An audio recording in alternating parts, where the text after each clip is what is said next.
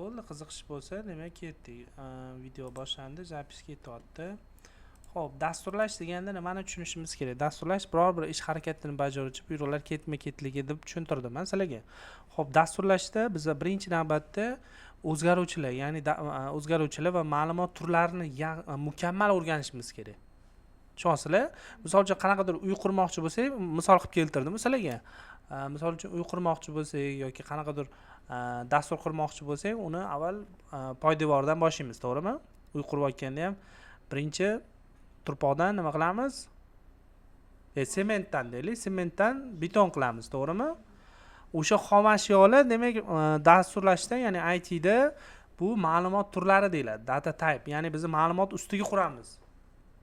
ChatGPT ham hozirgi siz bilayotgan ChatGPT, uzun market, hozirgi o'sha YouTube ga o'xshagan yoki Instagram ga o'xshagan saytlar, dasturlar asosan ma'lumot ustiga quriladi. Tushundinglar? O'sha ma'lumotning turlarini bilishimiz kerak. Mana, ma'lumot turi deganda xom ashyo, g'isht, sement, to'g'rimi? Shunaqa narsalar bor. Tushunyapsizmi? Ha deb turingda menga. Tushunmayotgan bo'lsa, tushunmadim deb ayting, nagli. Tushunyapsiz? O'shanaqa narsalar bor. Endi bu yerda nima bo'ladi? Sonlarni bilamiz, a? Bu son. Kompyuter sonni ham son deb tushunadi. Boshqacha tushunadi, lekin hozir son deb tushunaveraylik. Qo'shtirnoq ichida kelayotgan hamma narsa bu string bo'ladi. Matn. O'zbekcha yozib ketaveraylik. Son inglizchasiga nima deyiladi? Int. To'g'rimi? Integer. Bu bizda nima bo'lyapti? Matn. Matn va belgi. Inglizchasi nima bo'ladi? String bo'ladi. Tushundinglar? Keyingisi eng ko'p ishlatiladigan float bor misol uchun. 1.5 va 2.4. Bu float deyiladi. Ya'ni bu bizda qoldiqli. To'g'rimi? Qoldiqli sonlar. Demak, inglizchasiga float bo'ladi. Tushundinglar? Eng asosiysi mana hozir o'rganadiganimiz shular. Hozircha yana qo'shimchasi bor bizda. Bool bor, ya'ni mantiq. Mantiq degan tushuncha bor bizda. Bor yoki yo'q degan tushuncha bor, to'g'rimi? Bor yoki yo'q. Inglizchasi nima bo'ladi? True, false. To'g'ri. True, false bo'ladi. Umumiy tushunchasi buni booling deyiladi. Tushundinglar? Booling. Qoldiqli son, booling, keyin yo'q degan narsa ham bor. Tushunyapsizlarmi? Yo'qlik. Bu ham o'zgaruvchi, bu ham ma'lumot. To'g'rimi? Biz yo'qlikni qayerdan bilamiz? Yo'q narsani qayerdan bilamiz? O'zi yo'q-ku, to'g'rimi? Yo'q degan o'zi menda yo'q desa bo'ldi. Yo'q degan so'zni o'zidan bilib olasiz, unda hech narsa yo'qligini, to'g'rimi? Kompyuter qayerdan biladi u narsani? Kompyuterga shunaqa o'zgaruvchi qo'shilgan bu none. None degani nima degani ekan? Yo'qlik degani. Tushundinglar? Non type bu yo'qlik. Kompyuterga ham yo'q degan narsani tushuntirsa bo'lar ekan. Tushundinglar? Faqat qaysi kalt bilan? Non bilan tushuntirishimiz mumkin ekan. Eng asosiy birinchi darsimiz shu. Xo'p, endi print funksiyasi bilan gaplashamiz. Print funksiyasi haqida gaplashamiz. Print bu o'sha ma'lumotlarni konsolga chiqarib beradigan operator hisoblanadi. Print misol uchun assalomu alaykum deb yozsak, o'shani mana bu pastdagi terminal bor-ku, o'sha yerdan chiqarib beradi. Misol uchun python hop main.py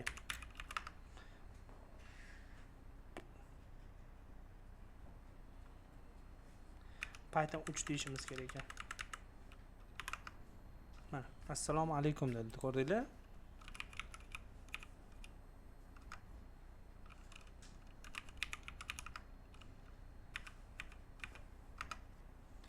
assalomu alaykum degan so'z chiqyapti. Endi bu print funksiyasining ichida bizga har xil zadaniyalarni bajarsak bo'ladi. Misol uchun print ikkita sonni bir-biriga qo'shib yuborsak ham bo'ladi. Xuddi kalkulyatorga o'xshab hisoblab beradi. Misol uchun 120 ni 112 ni qo'shamiz 223 ga. Javobi nechi bo'ladi? Bu yerda run qilib natijasini ko'rib olsak bo'ladi. Tushundinglar? Mana shu papkani kompyuter ishga tushiradi-da, uni ichidagi kodlarni kompyuter o'qiydi-da, bizga javob chiqarib beradi. Tushunyapsizlar? Bu ochiq dastur. Ya'ni bu yozilgan kodimiz, bu bizning ochiq dasturimiz. Ya'ni bu hali tugallanmagan dastur hisoblanadi. Lekin kompyuterda boshqa narsalar bor. Misol uchun fayl bo'limiga kirsanglar, buni ichida ham kod bor. Kod ishlayapti, lekin bizga ko'rinmaydi. Bu yopiq dastur biz uchun. Ya'ni dasturchilar uchun yopiq kod. Yopiq dastur hisoblanadi. Endi biz o'zimiz yozayotganimiz uchun bu bizda ochiq, demak ochiq dastur hisoblanadi dasturchi uchun. Bemalol ichiga kirib, xohlagan narsalarni o'zgartirsanglar bo'ladi. Faqat ochib olish tartibi, qarang, lesson degan papka ochganman, uning ichidan main.py, ya'ni Python fayli, Python dasturlash tili. Kompyuter o'zi, misol uchun Java da yozilgan bo'lishi mumkin. Java boshqa dasturlash tili. Tushundinglar? Biz asosan main.py bizning dars faylimiz bo'lgani uchun aynan shu papka ichidagi kodlarni o'qib beryapti, faqat buyruq bilan. Python 3 main.py degan buyruq bilan, demak, o'sha kodimiz ishlayapti.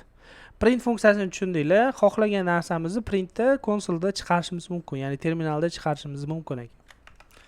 Yana print, misol uchun ko'paytirish amalini bajarsak ham bo'ladi. 12 ni ko'paytiramiz 33 ga, misol uchun.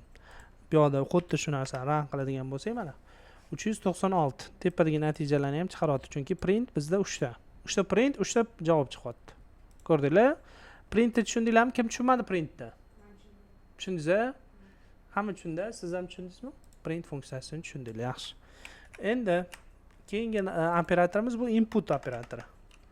Input, misol uchun biror bir narsani, bizga noma'lum bo'lgan narsani foydalanuvchi tomonidan, ya'ni terminal qismidan kiritish hisoblanadi. Input funksiyasi, demak terminalda ma'lumot kiritish degani. X input qilamiz. Ya'ni bu yerda x ga noma'lum sonni biriktiramiz. O'sha narsa bu yoqda chiqib keladi. Print. Endi bu son bo'lishi mumkin yoki qanaqadir belgi bo'lishi mumkin, lekin biz input yozganimiz uchun bu string ko'rinishida keladi. Son yozsak ham string ko'rinishida keladi. Input har doim ma'lumotlarni string ko'rinishida qabul qiladi. Print x deb qo'ydim. Endi qanday ishlatamiz? Buni ham xuddi shunday run qilamiz. Bu yoqda kutib turibdi. Misol uchun 123 deb yozsam, 123 menga qaytarib beryapti. Tushundinglar? Men hozir sonni 123 deb kiritdim. O'sha son x ga keldida, keyin printda yana menga terminalda nima bo'ldi? Qaytarib chiqarib yuborishdi. Tushundinglar? Endi bu narsani men prosta tak plus yoki ko'paytiruv 2 desam, o'sha kiritgan sonimni kvadratini chiqarib beradi, to'g'rimi? Boyagi misol ishlab berdimi? Mana 23 kvadratini chiqardimi? Nega chiqaradi? Bu son emas-ku, bu integer-ku. Bu integer-ku. Integerga aylantirib olishimiz kerak. Biz qanday integerga aylantiramiz? Uning uchun qavs ochib, buni type-ini int deb qo'yamiz. Katta yonib qoldi. Int deb qo'yamiz. Ya'ni integer bo'lib ketsin. Ya'ni bu kiritilgan son bo'lgani uchun bu haqiqiy songa aylanib, keyin ikkinchi darajasi, ya'ni ikkinchi darajaga ko'tarib beradi. 23. Mana endi haqiqiy javob. To'g'rimi? 23 demak ikkinchi, ya'ni 2 ga ko'paytirib beryapti. Darajasini ko'tarib beryapti. Tushundinglar? Endi boshqacharoq usulda tushuntiramiz. Yana tushunadigan narsalarimiz ko'p. Misol uchun, bizda string tipida keyin harflarga ketamiz. 12 soni bor. B da qo'shtirnoq ichidagi 12 soni bor. Ikkalasini ham turini qanday tekshirsak bo'ladi? Type degan funksiya bor, o'sha bilan tekshirsak bo'ladi. Biz uchinchi funksiyaga o'tdik, to'g'rimi? Print funksiyasini tushundik, input funksiyasini tushundik, endi type funksiyasini tushunamiz. Print bitta yordam keladi bizga. Type qavs ochib a deymiz. A ni typeini ko'ramiz. Keyin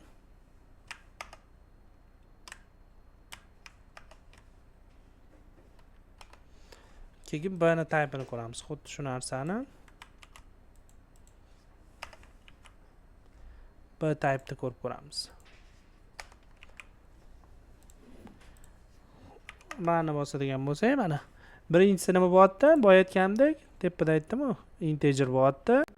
Ikkinchisi string bo'lyapti, chunki qo'shni ochida kelyapti. Ikkalasi ham son ko'rinishda, lekin to'g'rimi?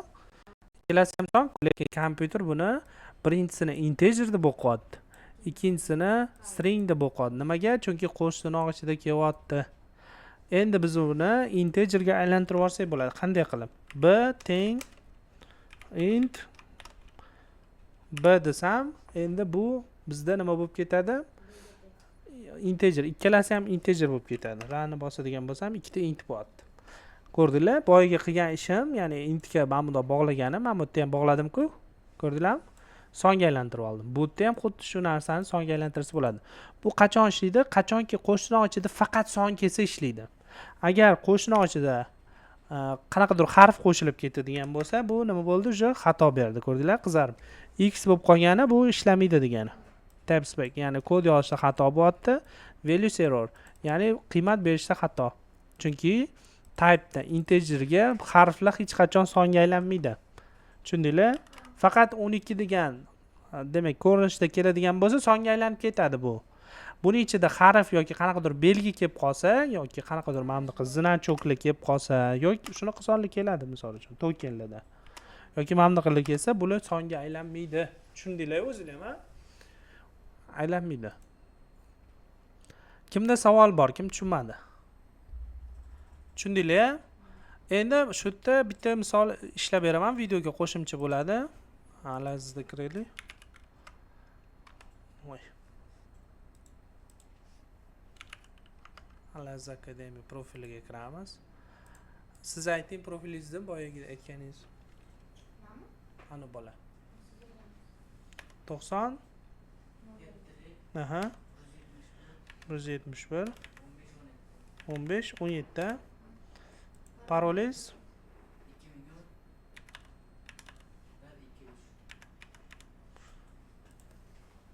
mana kiramiz, modulga kiramiz, darsga o'tamiz. Xo'p, birinchi darsimiz,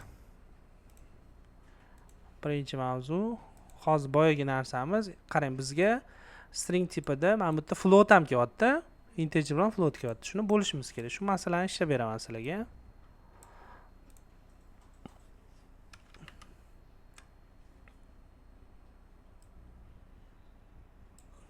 Ko'ryapti hammaga. Input qilamiz. Endi buni ikkita songa nima qilamiz? Ajratib olamiz. A bilan B ga ajratib olamiz. Barobar x tochka split qilib olamiz. Split 2 ga bo'lib beradi. Birinchi kiritilgan son, ya'ni 3 soni A ga teng bo'ladi, 2,5 B ga teng bo'ladi. Tushundinglar? Faqat endi uni formatini nima qilishimiz kerak? O'zgartirib olishimiz kerak formatini. Qanday o'zgartiramiz? Int A qilamiz. Yo'q, ko'paytirilmaydi. Yo'q, ko'paytirishmi? Ha, ko'paytirish ekan. Ko'paytiramiz. Float ga to'g'ri. Float deb e'lon qilib qo'ysak, bu sonni avtomatik nima qiladi? Float ga aylantirib oladi. Endi run ni bosadigan bo'lsak, mana ishlandi. Tushundinglar? Aynan shunaqa masalalarni shu ko'rinishda ishlashimiz kerak. Hech kimda savol yo'q-a? Savol yo'q bo'lsa, darsimizni shu yerda